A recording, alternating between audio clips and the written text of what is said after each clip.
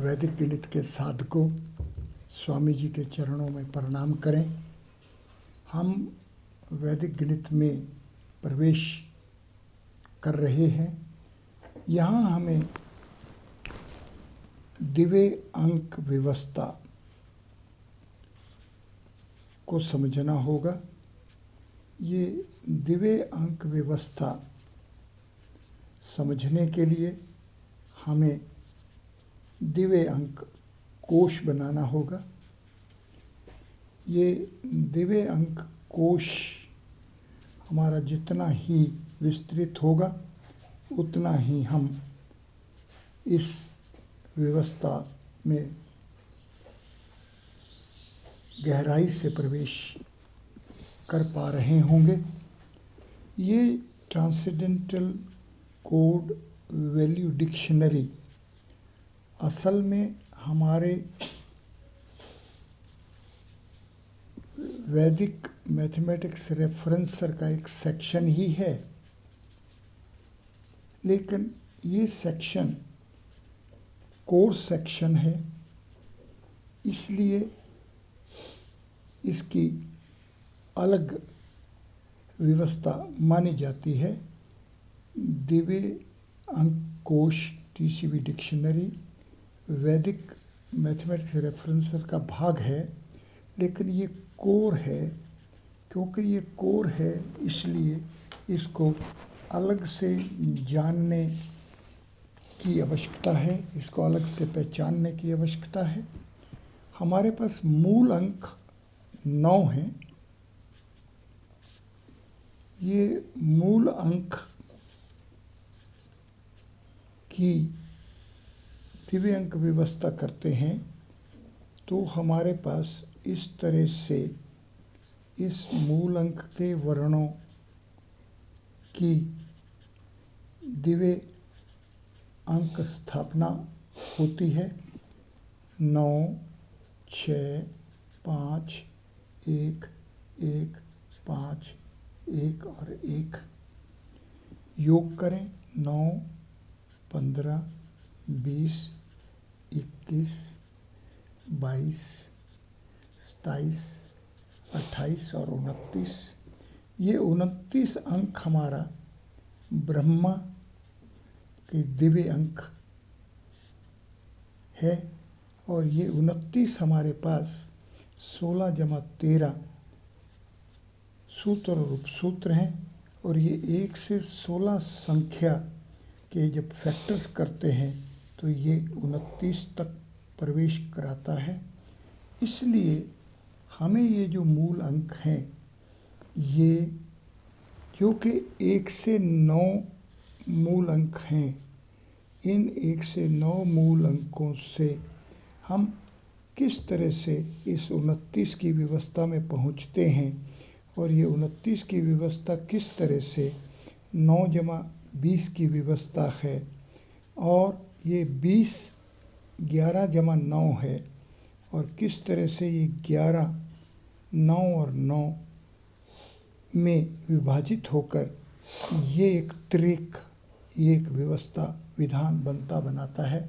हमें ये व्यवस्था का विधान जानना है। इस व्यवस्था के विज्ञान को जानना ही हमारा इस वक्त उद्देश्य है। आइए हम सब प्रथम अपने अंक 1, 2, 3, 4, 5, 6, 7, 8 और 9 को लिखें। इसको अगर हम डबल डिजिट्स में लिखेंगे तो इनका मूल्य में कोई अंतर नहीं पड़ेगा, लेकिन व्यवस्थागत बहुत अंतर हो जाएगा। पहले हम एक एक डिजिट से अंकों को लिख रहे हैं, उनका मूल्य जान रहे हैं। 2-2 से करेंगे तो आगे जाएंगे तो ये 10 बनेगा, ये 0, 1 और ये 10, ये दिशा परिवर्तित हो जाएगी। ये बात जानने की आवश्यकता है। तो हम 1 से 9 अंकों को जैसे ही डबल डिजिट्स में विधान करते हैं तो इससे एक कदम आगे all from 9 and last from 10, जैसे ही हम गणित सूत्र 1 से गणित सूत्र 2 में प्रवेश करेंगे तो व्यवस्था में बहुत बड़ा अंतर आ जाएगा। ये सूत्र 1 से जो हम 1 से 9 तक क्रम अनुसार बढ़ते चले जाएं, तो जैसे ही हम सूत्र 2 में पहुंचेंगे, ये 01 से 09 वाली व्यवस्था हमें अपने आप एक कदम और आगे पहुंचा देगी। ये कैसे आगे पहुंचाती है, यही समझना है।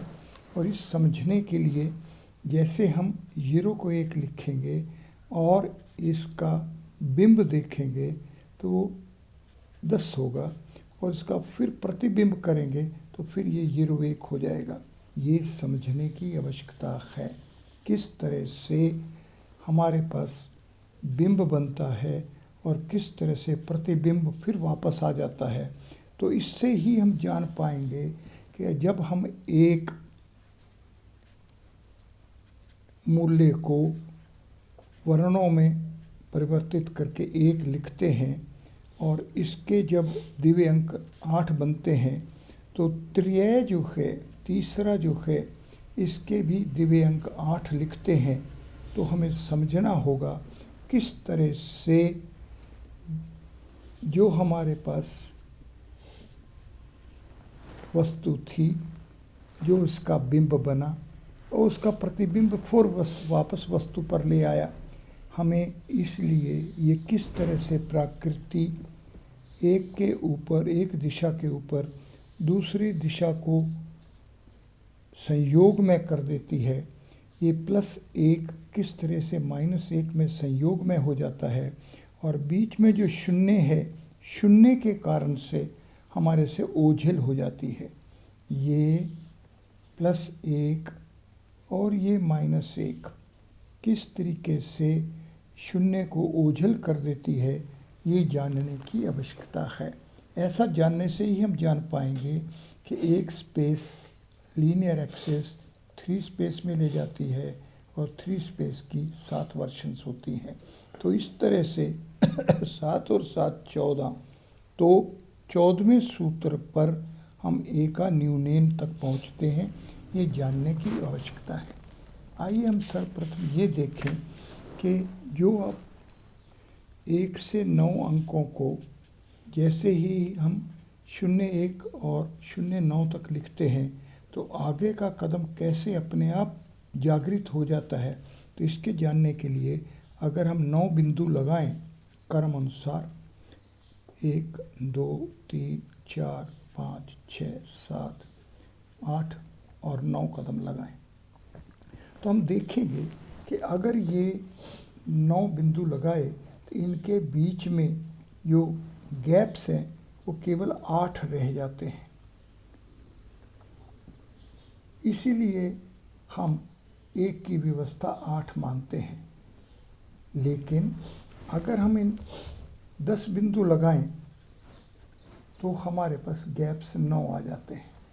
तो ये इसके अंदर अगर हम रेखा बनाएं तो ये हमारे पास 9 लीनियर यूनिट्स बनेंगे, और पॉइंट्स जो हैं यूरो स्पेस के ये 10 हैं।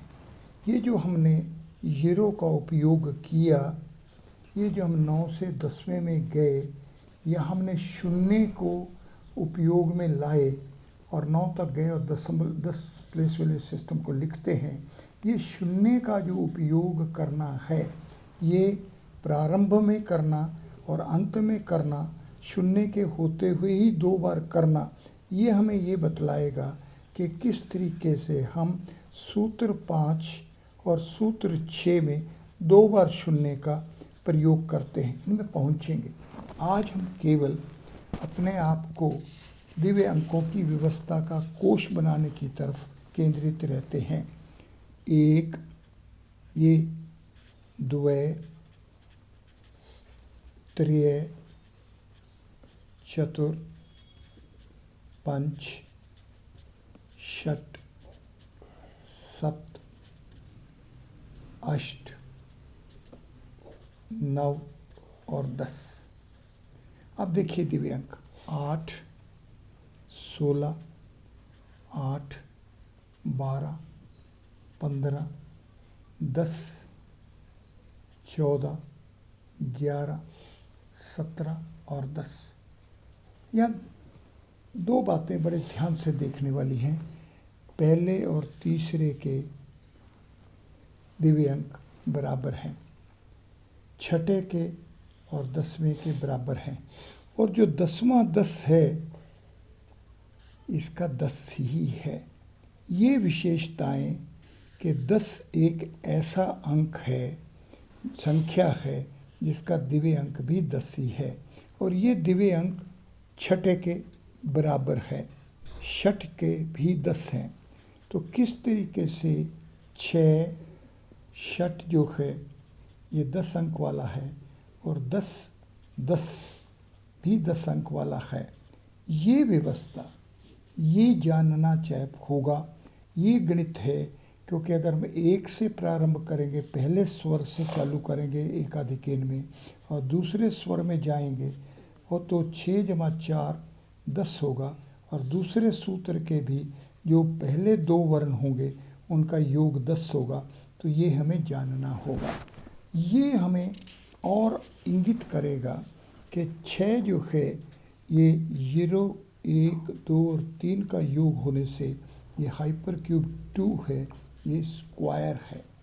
और जो 10 है ये 1, 2, 3 और 4 जो कि हाइपर क्यूब 3 है, ये क्यूब है। अब किस तरीके से जब हम कहते हैं कि षठ में भी 10 अंक तक पहुँचेंगे और 10 में भी 10 अंक तक पहुँचेंगे, ये व्यवस्था जब होगी तो हमें स्थापत्य में कहाँ पहुँचाएगी। अगर हम शब्द वर्ग लेंगे तो इसके भी 14 हैं, अगर घन लेंगे तो इसके भी 14। ये जो ज्ञान है, ये जो व्यवस्था है, इस व्यवस्था को जानने के लिए ही हमारे को दिव्य कोश अंक टीसीवी डिक्शनरी का बनाना जरूरी है। अब देखें कि टीसीवी डिक्शनरी को किस तरीके से हम जान सकते हैं, बना सकते हैं, इसमें प्रवेश कर सकते हैं, प्रयास कर सकते हैं, अभ्यास कर सकते हैं और प्राप्ति कर सकते हैं। आइए सर्वप्रथम हम ना अंक 1 लें। इस 1 अंक को हमारे पास आज व्यवस्था में एक शब्द के रूप में हमारे सामने आया हुआ है। ये हमारे पास जो ज्ञान था, हमारे पास एक कहने के तरह से आया हुआ है। तो ये जो 1 है, ये सर्वप्रथम एक शब्द है, एक शब्द है, इसलिए हम इसको 1 मानते हैं। इसके अंदर 2 स्वर हैं, ए और आ, इसलिए इसके हम 2 अंक डालते हैं। इसके अंदर 3 वर्ण हैं, ए, का और आ, इस तरह से इसके अंक 3 कहते हैं। और इसके पश्चात हम आ, का और आ, इनके जब दिव्य अंक लिखते हैं 6, 1 जमा 1, तो ये 1 था, ये 2 था, ये 3 था, ये 8 हो गया। इस शब्द के अंदर ये चारों बातें निहित हैं। अब देखिए 1, 2, 3 और 8, ये जो क्रम है, ये सप्तेश्वर उपनिषद हमें ये ज्ञान देता है कि अगर हम 1, 2, 3 और 8 के क्रम से चलेंगे तो हम ज्ञान में, हम परम ज्ञान में प्राप्ति कर लेंगे, हम मोक्ष प्राप्त कर लेंगे, हम इस यहाँ की सभी रुकावटों को दूर कर देंगे। तो ये सप्तेश्वर उपनिषद का ज्ञान इस शब्द 1 के अंदर किस तरीके से नियत है और इसको किस तरह से जागृत करना है, इसी का नाम ही टीसीवी डिक्शनरी में जाना है। इस 1 को हमने एक पूर्ण शब्द मान लिया, इसके 2 स्वर होने से, इसके 2 सिलेबल्स के कारण से 2 अंक दे दिया, इसके अंदर 3 वर्ण होने के कारण हमने 3 दे दिया, और उसकी दिव्य अंक 8 होने से इसको 8 में बना दिया। ये जो 1 जमा 2 जमा 3 जमा 8 बराबर 14 है, ये हमारे पास 2 जमा 3 जमा 4 जमा 5 14 के बराबर है, जो कि हाइपर क्यूब 4 है। अब देखिए किस तरीके से ये द्वितीय अंक व्यवस्था इन शब्दों के अंदर क्रम के अनुसार अपने आप को जागृत करती जा रही है। तो ये एक हमारे पास अब चतुर्युग में ले गया, 4 स्पेस में ले गया। ये हमें ब्रह्मा जी के स्पेस में ले जा रहा है। किस तरीके से जब हम लिखते हैं ओम इति एक अक्षर ब्रह्म, ये जब हम जानना चाहेंगे, यहाँ तक पहुँचना चाहेंगे, यहाँ तक जागृत करना चाहेंगे, यहाँ तक अपनाना चाहेंगे, तो हमें दिव्य अंक व्यवस्था को जानना अनिवार्य होगा। सप्तेश्वर उपनिषद के ज्ञान को जब हम जानना चाहेंगे, इसके समांतर चलना चाहेंगे, तो भी हमें दिव्य अंक व्यवस्था को, दिव्य अंक कोश को अपने सामने रखना होगा, इसे अपनाना होगा। इसलिए इसी तरह से ये ब्रह्मा जी जो 14 अंक की व्यवस्था में हम पहुँचे, पहले ये चतुर्पीठ में पहुँचे, हाइपर क्यूब 4 में पहुँचे, तो उपनिषद हमें ये ज्ञान देते हैं कि ब्रह्मा जी अपने हृदय में जो शिव जी का स्थान है, उस पर उपासना करने पर, उस पर तपस्या करने पर ये 10 ब्रह्मा हो जाते हैं। अब ये एक ब्रह्मा का 10 ब्रह्मा होना हमें ये बतला रहा है कि अगर 5 स्पेस ये ब्रह्मा जी जो 4 अंक की व्यवस्था तक हम पहुँचे थे, इसको अब हमें 10 अंक की व्यवस्था तक पहुँचना है। दिव्य कोश में टीसीवी डिक्शनरी में जो शब्द एक है, इस शब्द एक को हम पहले 4 व्यवस्थाओं में जाना तो हमारे पास 1, 2, 3 और 8 के मूल्यों तक 14 तक पहुँचे। पर ये इस 14 अंक वाली व्यवस्था ब्रह्मा जी की व्यवस्था से जैसे ही हम ध्यान में पहुँचेंगे तो ये 10 भागों वाला हो जाएगा। a⁵ इज़ टू 10 b⁴, और ये 10 जो है ये 6 जमा 4 है। हमने देखा था कि षठ हो तो भी 10 अंक बनता है और 10 हो तो भी 10 बनता है। इसलिए ये जो 10 ब्रह्मा हैं, ये जो हाइपर क्यूब 5 के 10 बाउंड्री कंपोनेंट्स हैं, इनके 2 विभाग हो गए, 4 एक तरफ और 6 एक तरफ। ये 4 को 4 से गुणा करेंगे तो ये 16 हो जाएगा, ये 6 को 4 से गुणा करेंगे तो 24 होगा। ये विद्या हमारे पास उत्तर से दक्षिण में जाने वाली विद्या बन जाएगी। उत्तर का दिव्य अंक 16 है और दक्षिण का दिव्य अंक 24 है। अब प्रारंभ में हम पूर्व से पश्चिम की विद्या में जा रहे थे, क्रम अनुसार जा रहे थे, एकाधिकेन पूर्वेन में जा रहे थे, और अब हम उत्तर से दक्षिण दिशा में जा रहे हैं। तो किस तरीके से इस दिव्य अंक व्यवस्था में इस प्रथम 1 अंक के वर्ण स्वरूप, शब्द स्वरूप 1 में किस तरह से पहले 4 जो स्टेप्स हैं, इसमें किस तरीके से हम 1, 2, 3 और उसके पश्चात 8 में पहुँचे। अब देखें कि 1 गुणा 1 लिख सकते हैं, 2 को 2 गुणा 1 लिख सकते हैं, 3 को 3 गुणा 1 लिख सकते हैं, लेकिन जैसे 4 लिखेंगे तो ये 2 गुणा 2 हो जाएगा। यही कारण है कि हम 1, 2, 3 जाने के पश्चात हम 8 में पहुँचे हैं। ये सब जानना है। इस सब के जानने के लिए हमें दिव्य अंक कोश बनाना है। और अब हम जिस तरीके से पूर्व से पश्चिम में पहुँचे, इसी तरीके से जब हम उत्तर से दक्षिण की तरफ जाएंगे तो हमारे पास दूसरा विद्या क्षेत्र प्रारंभ होगा। ये विद्या क्षेत्र आगे के 6 व्यवस्थाओं में हैं। 1, 2, 3 और 4 एक तरफ, 5, 6, 7, 8, 9 और 10 एक तरफ। अब ये जो पहले वाली थी, 1 का 1, फिर 2, फिर 3 और 8 तक तो पहुंच गए। अब आगे कैसे पहुंचते हैं? आगे इन 6 के लिए 2-2 के जोड़े बना लेते हैं। ऐसा मानिए कि पहले हम 1 अंक की व्यवस्था में 1 डिजिट में चल रहे थे, अब 2-2 डिजिट की व्यवस्था में चलेंगे।